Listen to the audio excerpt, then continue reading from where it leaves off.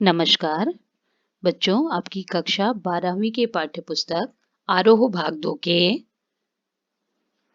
काव्य खंड के पाठ 6 उषा। इस कविता को पढ़ने से पहले हम लोग इसके सारांश को अच्छी तरह से पढ़ेंगे। उषा कविता के लेखक शमशेर बहादुर सिंह जी ये प्रयोगवादी कवि थे, यानी प्रयोगवादी सन 1943 से प्रारंभ कविता शिल्प संबंधी बहुत से प्रयोग लेकर आई, जिसमें नए बिंब, नए प्रतीक, नए उपमान कविता के उपकरण बने। यानी उपमान, बिंब, प्रतीक ये सब कविता के साधन बने, उसके माध्यम बने। यहाँ तक कि पुराने उपमानों में भी नए अर्थ की चमक भरने का प्रयास प्रयोक्ता कवियों ने किया।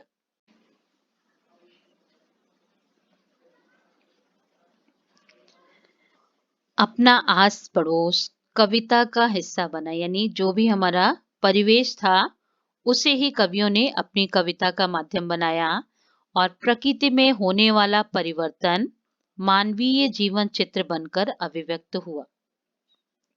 यानी प्राकृतिक दृश्यों में जो भी परिवर्तन होते रहे वो सब मानवीयता के रूप में प्रस्तुत किए गए।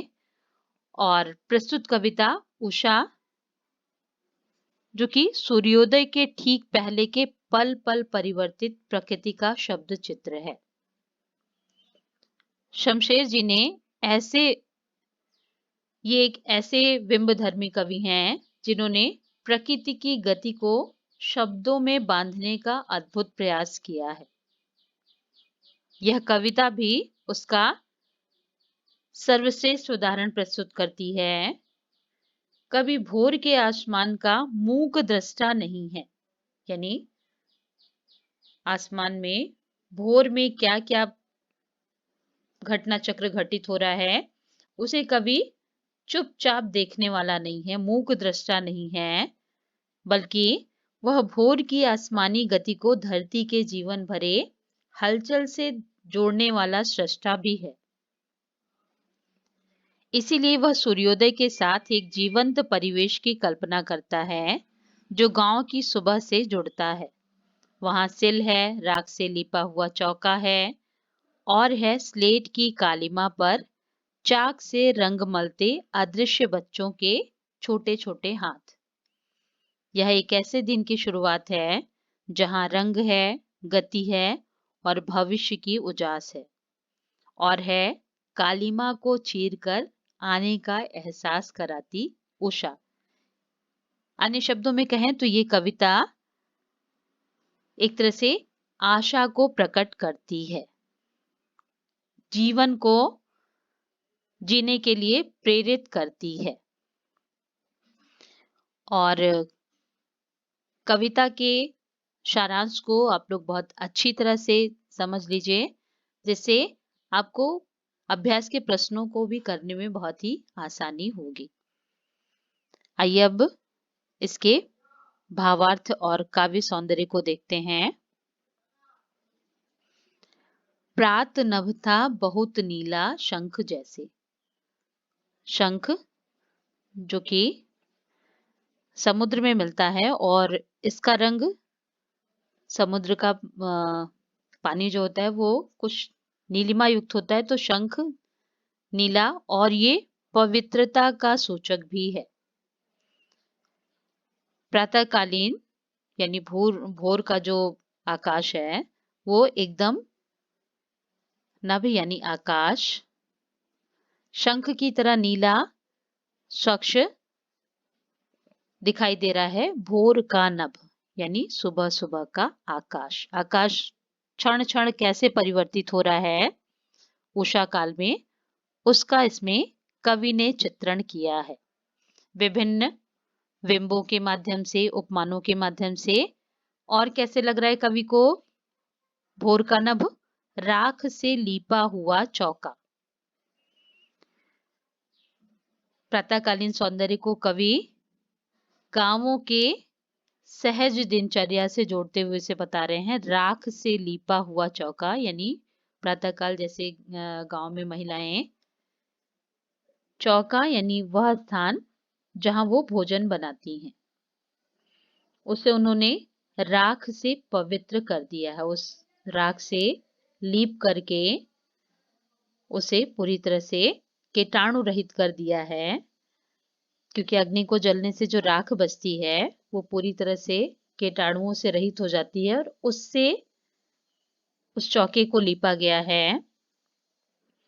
ठीक ऐसा ही आकाश भी दिखाई दे रहा है, क्योंकि सुबह सुबह ओस के कणों के कारण कुछ गीलापन दिखाई देता है, और रात अभी पूरी नहीं बीत चुकी होती, इसलिए कुछ उसमें कालिमा भी रहती है, अभी गीला पड़ा है। यानी सुबह सुबह जो चौका लिपा गया है, उसी तरह से आकाश भी गीला और कुछ कुछ मलिन दिखाई दे रहा है।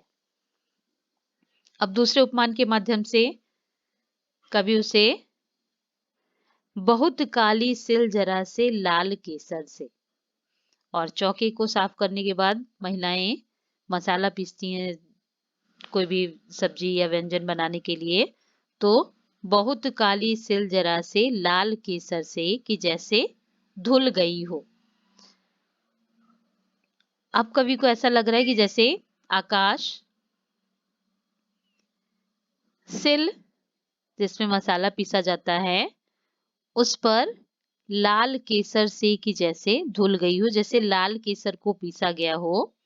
यानी आकाश कालिमा से कुछ कुछ सूर्योदय होने से पहले जो लालिमा फैली हुई है, ऐसा लग रहा है कि जैसे लाल केसर सिल पर पीसी गई हो और उससे वो धुल गया हो, कुछ ऐसा आकाश प्रतीत हो रहा है।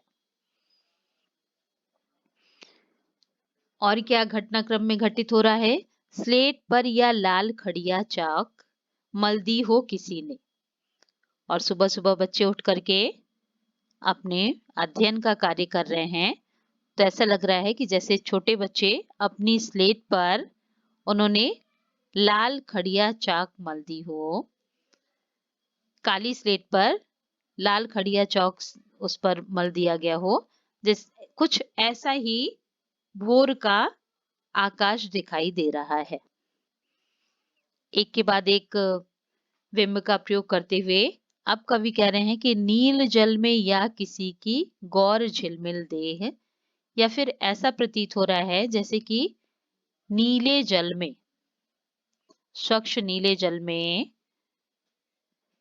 किसी गौर वर्ण नायिका का शरीर, जैसे वो नीले जल में स्नान कर रही है और उसका शरीर हिल डुल रहा है, कुछ ऐसा आकाश लग रहा है। क्योंकि क्रमशः धीरे धीरे कालिमा हटती जा रही है और आकाश पूरी तरह से स्वच्छ होता जा रहा है, उसकी लाल किरणें क्षण क्षण परिवर्तित हो रही हैं, तो ऐसा लग रहा है कि नीले जल में गौर झिलमिल देह नायिका की दिखाई दे रही है। और इसी क्रम में अचानक से उषा का जो जादुई सौंदर्य है वो गायब हो जाता है। कैसे? जादू टूटता है इस उषा का, उषा यानी भोर के सूर्योदय का, उसका जो अभी तक का जादुई सौंदर्य था वो गायब हो जाता है, वो टूट जाता है। क्यों टूट जाता है? क्योंकि सूर्योदय हो रहा है, सूर्य का उदय हो रहा है, इसलिए उषा का जादुई सौंदर्य गायब हो जाता है। यानी इस कविता में कवि ने पूरी तरह से ग्रामीण परिवेश से प्रातःकालीन सूर्य के निकलने के क्रमिक विकास को जोड़ा है। जिस तरह से गांव में दिनचर्या क्रमशः आगे बढ़ती जाती है, उसी तरह से भोर का सौंदर्य जो है, भोर का सूर्य का निकलना, उस घटना को बिंब के माध्यम से, उपमानों के माध्यम से जोड़ करके कवि ने दिखाया है। और इसके भावार्थ को समझने के पश्चात अब हम अगले वीडियो में इस पाठ के अभ्यास कार्य के प्रश्नोत्तर करेंगे। धन्यवाद।